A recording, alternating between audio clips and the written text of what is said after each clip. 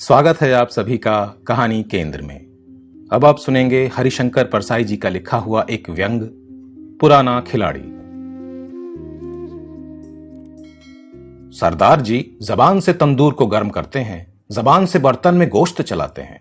पास बैठे आदमी से भी इतने जोर से बोलते हैं जैसे किसी सभा में बिना माइक के बोल रहे हों।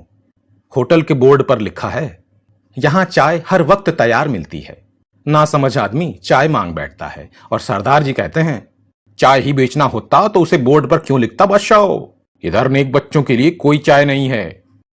समझदार चाय का मतलब समझते हैं और बैठते ही कहते हैं, एक चवन्नी। सरदार जी मोहल्ले के रखवाले हैं, इधर के हर आदमी का चरित्र वे जानते हैं। अजनबी को ताड़ लेते हैं, तंदूर में सलाख मारते हुए चिल्लाते हैं, वो 2 बार ससुराल में रह आया जी, जरा बच के। उसके घर में 2 हैं जी, किसी के गले में डालना चाहता है, जरा बच के बादशाह। 2 जज की उसके हो चुकी हैं, तीसरे के लिए बाप के नाम की तलाश जारी है, जरा बच के। उसकी खादी पे मत जाना जी, गांधी को फुटकर बेचता है, जरा बच के। उस आदमी को मेरे साथ 2-3 बार देखकर सरदार जी ने आगाह किया था, वो पुराना खिलाड़ी है जी, जरा बच के। जिसे पुराना खिलाड़ी कहा था वो 35-40 के बीच का सीधा आदमी लगता था, हमेशा परेशान, हमेशा तनाव में। कई आधुनिक कवि उससे तनाव उधार मांगने आते होंगे, उसमें बचने लायक कोई बात मुझे नहीं लगती थी। एक दिन वो अचानक आ गया था, पहले से बिना बताए, बिना घंटी बजाए, बिना पुकारे वो दरवाजा खोलकर घुसा और कुर्सी पर बैठ गया। बदतमीजी पर मुझे गुस्सा आया था। बाद में समझ गया कि इसने बदतमीजी का अधिकार इसलिए हासिल कर लिया है कि वो अपने काम से मेरे पास नहीं आता, देश के काम से आता है। जो देश का काम करता है उसे थोड़ी बदतमीजी का हक है। देश सेवा थोड़ी बदतमीजी के बिना शोभा नहीं देती। थोड़ी बेवकूफी भी मिली हो तो और चमक जाती है। वो उत्तेजित था। उसने अपना बस्ता टेबल पर पटका और सीधे मेरी तरफ घूर कर बोला, तुम कहते हो कि बिना विदेशी मदद के योजना चला लोगे, मगर पैसा कहां से लाओगे? है तुम्हारे पास देश में साधन जुटाने की कोई योजना?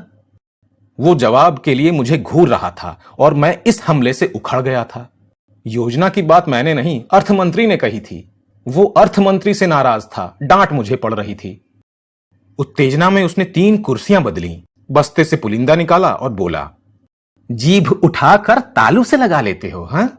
लो, आंतरिक साधन जुटाने की ये स्कीम।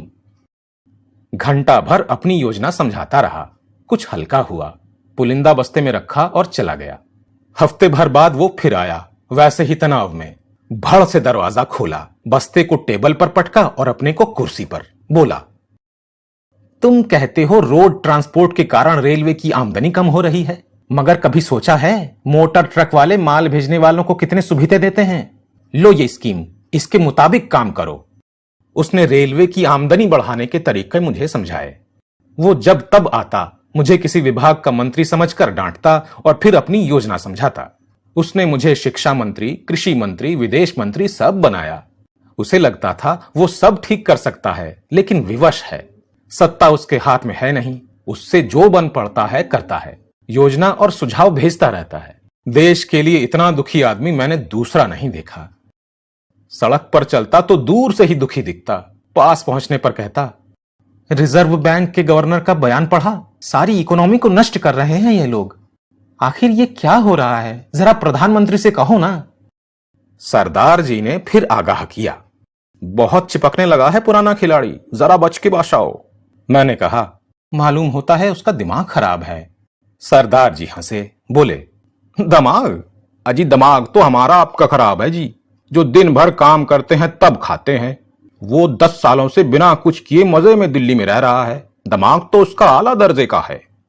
मैंने कहा, वो दुखी है, रात दिन उसे देश की चिंता सताती रहती है। सरदार जी ने कहा, अजब मुल्क है ये, भगवान ने इसे सट्टा खेलते खेलते बनाया होगा।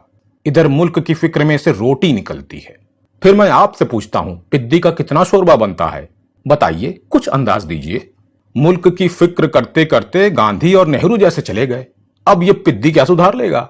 इस मुल्क को भगवान ने खास तौर से बनाया है, भगवान की बनाई चीज में इंसान सुधार क्यों करे? मुल्क सुधरेगा तो भगवान के हाथ से ही सुधरेगा, मगर इस इंसान से जरा बच के, पुराना खिलाड़ी है जी।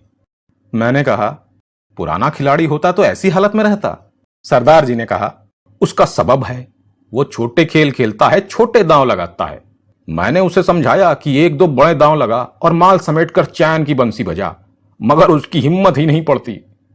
सरदार जी मुझे उससे बचने के लिए बार बार आगाह करते, पर खुद उसे कभी नाश्ता करा देते, कभी रोटियां दे देते, कभी रुपए दे देते। मैंने पूछा तो सरदार जी ने कहा, आखिर इंसान है जी, फिर उसके साथ बीवी भी है। उसने वो कमाल दिखाया है जो दुनिया में किसी से नहीं हुआ।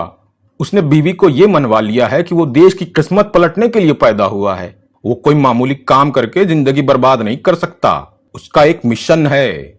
बीवी खुद भी भगवान से प्रार्थना करती है कि उसके घर वाले का मिशन पूरा हो जाए। वो दिन पर दिन ज्यादा परेशान होता गया।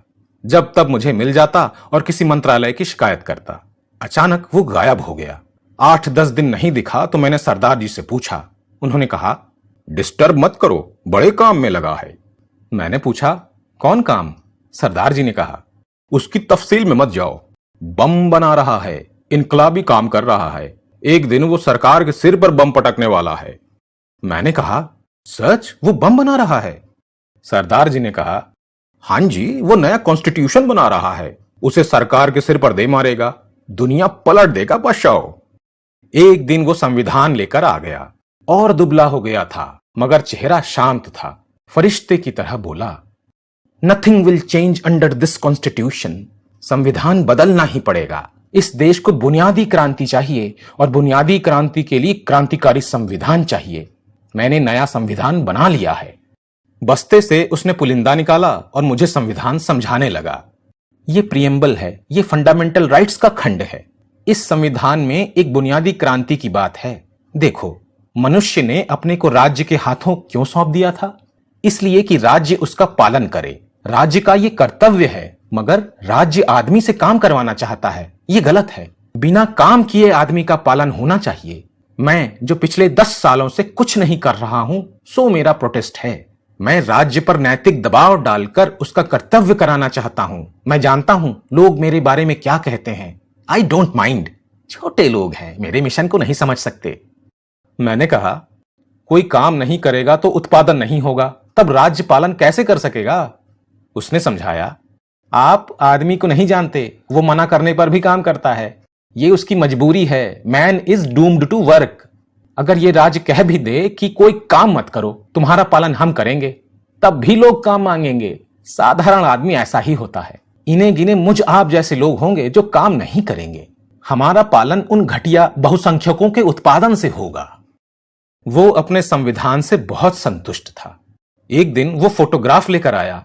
फोटो में वो संविधान प्रधानमंत्री को दे रहा है। बोला, मैंने संविधान प्रधानमंत्री को दे दिया। उन्होंने आश्वासन दिया कि जल्दी ही इसे लागू किया जाएगा। सरदार जी ने कहा, आजकल फोटो पर जिंदा है, प्रधानमंत्री से मिलाया है। उसकी बीवी घर से भाग रही थी, सो थम गई। इस फोटो को अच्छे धंधे में लगाएं तो अच्छी कमाई कर सकता है, मगर वो जिंदगी भर रिटेल करता रहेगा। 2-3 महीने उसने इंतजार किया। संविधान लागू नहीं हुआ। वो अब फिर परेशान हो गया। कहता, ये सरकार झूठ पर जिंदा है। मुझे प्रधानमंत्री ने आश्वासन दिया था कि जल्दी ही मेरा संविधान लागू करेंगे, पर अभी तक संसद को सूचना नहीं दी। अंधेर है, मगर मैं छोड़ूंगा नहीं। एक दिन सरदार जी ने बताया, पुराना खिलाड़ी संसद के सामने अनशन पर बैठ गया है। रामधुन लग रही है, बीवी गा रही है। सबको सन्मति दे भगवान। इसे सबकी क्या पड़ी है? यही क्यों नहीं कहती कि मेरे घरवाले को सन्मति दे भगवान। तीसरे दिन उसे देखने गया। वो दरी पर बैठा था। उसका चेहरा सौम्य हो गया था। भूख से आदमी सौम्य हो जाता है। तमाशाइयों को वो बड़ी गंभीरता से समझा रहा था, देखो, इंसान आजाद पैदा होता है, मगर वो हर जगह जंजीरों से जकड़ा रहता है। मनुष्य ने अपने को राज्य को क्यों सौंपा? इसलिए ना कि राज्य उसका पालन करेगा। मगर राज्य की गैर जिम्मेदारी देखिए कि मुझ जैसे लोगों को राज्य ने लावारिस की तरह छोड़ रखा है। Nothing will change under this constitution. मेरा संविधान लागू करना ही होगा, लेकिन इसके पहले राज्य को फौरन मेरे पालन की व्यवस्था करनी होगी। ये मेरी मांगे हैं। सरदार जी ने उस दिन कहा, बिजली मंडरा रही है बादशाह, देखो किसके सिर पर गिरती है, जरा बच के। सरकार की तरफ से उसे धमकी दी जा रही थी। घर जाने के लिए किराए का लोभ भी दिया जा रहा था, मगर वो अपना संविधान लागू करवाने पर तुला था। 7वें दिन सुबह जब मैं अखबार पढ़ रहा था, वो अचानक अपनी बीवी के सहारे मेरे घर में घुस आया। पीछे कुली उसका सामान लिए थे। उसने मुझे मना करने का मौका ही नहीं दिया।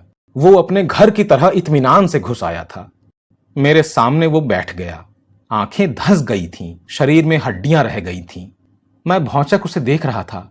वो इस तरह मेरे घर में घुस आया था कि मुझसे कुछ कहते नहीं बन रहा था, मगर उसके चेहरे पर सहज भाव थे। धीरे धीरे बोला, प्रधानमंत्री ने आश्वासन दे दिया है। मैं कुछ नहीं बोल सका। वो बोला, कमजोरी बहुत आ गई है। कुछ ऐसा भाव था उसका जैसे मेरे लिए प्राण दे रहा हो, कमजोरी भी उसे मेरे लिए आई हो। उसने बीवी से कहा, उस कमरे में कुछ दिन के लिए रहने का जमा लो। मेरी बोलती बंद थी। उसने अचानक हमला कर दिया था। मुझे लगा जैसे किसी ने पीछे से मेरी कनपटी पर ऐसा चांटा जड़ दिया है कि मेरी आंखों में तितलियां उड़ने लगी हैं। उसने मना करने की हालत भी मेरी नहीं रहने दी। मैं मूढ़ की तरह बैठा था और वो बगल के कमरे में जम गया था। थोड़ी देर बाद वो आया, बोला, जरा एक दो सेर अच्छी मौसम्बी मंगवा दो। कहकर वो चला गया। मैं सोचता रहा, इसने मुझे किस कदर अपाहिज बना दिया है। इस तरह मौसम्बी मंगवाने के लिए कहता है जैसे मैं इसका नौकर हूं और इसने मुझे पैसे दे रखे हैं। मैंने मौसम्बी मंगा दी। वो मेरे नौकर को जब तब पुकारता और हुक्म देता, शक्कर ले आओ, चाय ले आओ। उसने मुझे अपने ही घर में अजनबी बना दिया था। वो दिन में 2 बार मुझे दर्शन देने निकलता, कहता, वीकनेस अभी काफी है, 10-15 दिन में निकलेगी, जरा 2-3 रुपए तो देना। मैं रुपए दे देता। बाद में मुझे अपने पर खीज आती, मैं किस कदर सत्वहीन हो गया हूं, मैं मना क्यों नहीं कर देता।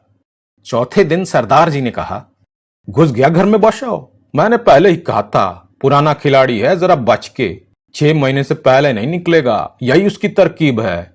जब वो किसी मकान से निकाला जाता है तो कोई इश्यू लेकर अनशन पर बैठ जाता है और उसी गिरी हालत में किसी के घर में घुस जाता है।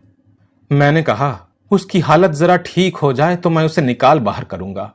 सरदार जी ने कहा, वो नहीं निकाल सकते, वो पूरा वक्त लेगा। जब वो चलने फिरने लायक हो गया तो सुबह शाम खुले में वायु सेवन के लिए जाने लगा। लौटकर मेरे पास 2 घड़ी बैठ जाता, कहता, प्राइम मिनिस्टर अब जरा सीरियस हुए हैं, एक कमेटी जल्दी ही बैठने वाली है। एक दिन मैंने कहा, अब आप दूसरी जगह चले जाइए, मुझे बहुत तकलीफ है। उसने कहा, हाँ हाँ, प्रधानमंत्री का पीए मकान का इंतजाम कर रहा है, होते ही चला जाऊंगा, मुझे खुद यहां बहुत तकलीफ है। उसमें न जाने कहां से नैतिक बल आ गया था कि मेरे घर में रहकर, मेरा सामान खाकर वो ये बताता था कि मुझ पर एहसान कर रहा है। कहता है, मुझे खुद यहां बहुत तकलीफ है। सरदार जी पूछते हैं, वो निकला? मैं कहता हूं, अभी नहीं। सरदार जी कहते हैं, नहीं निकलेगा, पुराना खिलाड़ी है। मैंने कहा, सरदार जी, आपके यहां इतनी जगह है, उसे यहीं कुछ दिन रख लीजिए। सरदार जी ने कहा, उसके साथ औरत है, अकेला होता तो कहता पढ़ रहे, मगर औरत के डर से तो पंजाब से भाग कर आया और तुम इधर औरत ही यहां डलवाना चाहते हो। उसके रवैये में कोई फर्क नहीं पड़ा। सुबह स्नान पूजा के बाद वो नाश्ता करता, फिर पोर्टफोलियो लेकर निकल जाता। जाते जाते मुझसे कहता, जरा संसदीय मामलों के मंत्री से मिला हूं। आखिर मैंने सख्ती करना शुरू किया। सुबह शाम उसे डांटता, उसका अपमान करता। उसके चेहरे पर शिकन नहीं आती। कभी वो कह देता, मैं अपमान का बुरा नहीं मानता, मुझे इसकी आदत पड़ चुकी है। फिर जिस महान मिशन में मैं लगा हूं, उसे देखते छोटे छोटे अपमानों की अवहेलना ही करनी चाहिए। कभी जब वो देखता कि मेरा मूड बहुत खराब है तो वो बात करना टाल जाता, कागज पर लिख देता, आज मेरा मौन व्रत है। आखिर मैंने पुलिस की मदद लेने का तय किया। उसने कागज पर लिख दिया, आज मेरा मौन व्रत है। मैंने कहा, तुम मौन व्रत रखे रहो, कल पुलिस तुम्हारा सामान बाहर फेंक देगी। उसने मौन व्रत फौरन त्याग दिया और मुझे मनाता रहा। कहा, 3-4 दिनों में कहीं रहने का इंतजाम कर लूंगा। सुबह वो तैयार होकर निकला। मुझसे कहा, एक जगह रहने का इंतजाम कर रहा हूं, जरा 5 रुपए दीजिए। मैंने कहा, 5 रुपए किस लिए? उसने कहा, जगह तय करने जाना है ना, स्कूटर से जाऊंगा। मैंने कहा, बस में क्यों नहीं जाते, मैं रुपए नहीं दूंगा। उसने कहा, तो मैं नहीं जाता, यहीं रहूंगा। मैंने पस्त होकर उसे 5 रुपए दे दिए। शाम को वो लौटा और बोला, मैं दूसरी जगह जा रहा हूं, आपको 1 महीने में ही छोड़ दिया। किसी का घर मैंने 6 महीने से पहले नहीं छोड़ा। एक तरह से आपके ऊपर मेरा एहसान ही है, जरा 25 रुपए दीजिए। मैंने कहा, 25 रुपए किस लिए? वो बोला, कुली को पैसे देने पड़ेंगे, फिर नई जगह जा रहा हूं, 2-4 दिनों का खाने का इंतजाम तो होना चाहिए। मैंने कहा, यह मेरी जिम्मेदारी नहीं है, मेरे पास रुपए नहीं है। उसने शांति से कहा, तो फिर आज नहीं जाता, जिस दिन आपके पास 25 रुपए हो जाएंगे उस दिन चला जाऊंगा। मैंने 25 रुपए उसे फौरन दे दिए। उसने सामान बाहर निकलवाया, बीवी को बाहर निकाला, फिर मुझसे हाथ मिलाते हुए बोला, कुछ ख्याल मत कीजिए, नो इल विल। मैं जिस मिशन में लगा हूं उसमें ऐसी स्थितियां आती ही रहती हैं, मैं बिल्कुल फील नहीं करता। मैं बाहर निकला तो सरदार जी चिल्लाए, चला गया? मैंने कहा, हां चला गया। वे बोले, कितने में गया? मैंने कहा, 25 रुपए में। सरदार जी ने कहा, सस्ते में चला गया, 100 रुपए से कम में नहीं जाता वो। पुराना खिलाड़ी अब भी कभी कभी कहीं मिल जाता है, वैसा ही परेशान, वैसा ही तनाव। वो भूल गया कि कभी मैंने उसे जबरदस्ती घर से निकाला था। कहता है, प्रधानमंत्री की अक्ल पर क्या पाला पड़ गया है? कहते हैं कि हम किसी भी स्थिति में रुपए को डिवैल्यू नहीं करेंगे। मैं कहता हूं, डिवैल्यू नहीं करोगे तो दुनिया के बाजार से निकाल नहीं दिए जाओगे। जरा प्रधानमंत्री को समझाइए ना। वो चिंता करता हुआ आगे बढ़ जाता है।